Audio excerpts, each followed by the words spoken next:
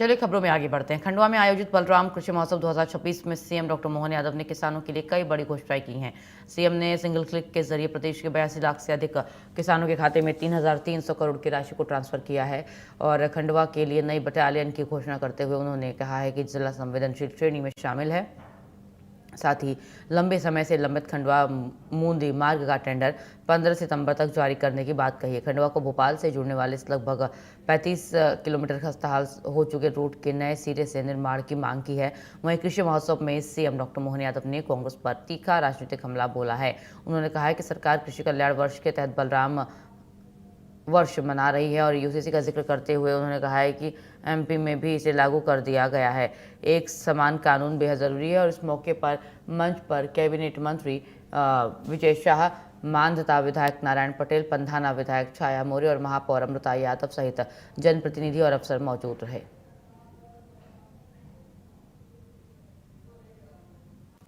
कल्याण वर्ष में हमारी सरकार पूरे वर्ष अलग अलग बहुत सारे प्रकार से काम कर रही है।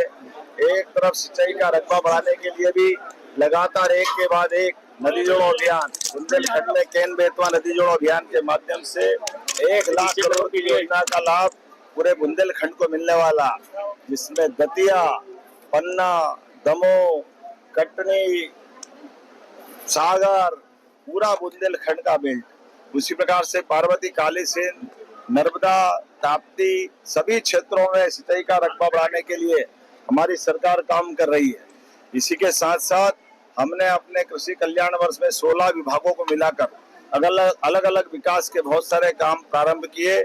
किसानों की आय दोहरीकरण करने के लिए उसमें भी हमारी सरकार काम कर रही है। आज किसानों को मिलने वाली राशि हमने बलराम कृषि महोत्सव के माध्यम से सभी किसानों को 4,000 रुपया 42,70,000 से ज्यादा किसानों के खाते में ये सीधी राशि का वितरण किया है। मैं आपकी और अपनी ओर से मध्य प्रदेश के किसान भाई बहनों को बधाई देना चाहूंगा, जिनकी राशि उनके खाते में गई। हर गांव तक सड़क, हर गांव तक बिजली, हर नल से जल, विकास के सारे पैमानों को लेकर सरकार आगे जा रही है। मैं अपनी ओर से आज दादा धुनी वाले के इस खंडवा क्षेत्र में आया हूँ। ओंकारेश्वर महाराज पर भी सिंहस्थ को लेकर के बड़े निर्माण कार्य चल रहे हैं। ऐसे में जब हम कृषि कल्याण वर्ष मना रहे हैं तो पशुपालन के लिए भी भगवान कृष्ण के नाम पर विविध योजनाओं का, उनके तीर्थ बनाने का, भगवान राम के धाम चित्रकूट सहित श्री राम वनगमन पथ पे भी हम अलग अलग काम कर रहे हैं।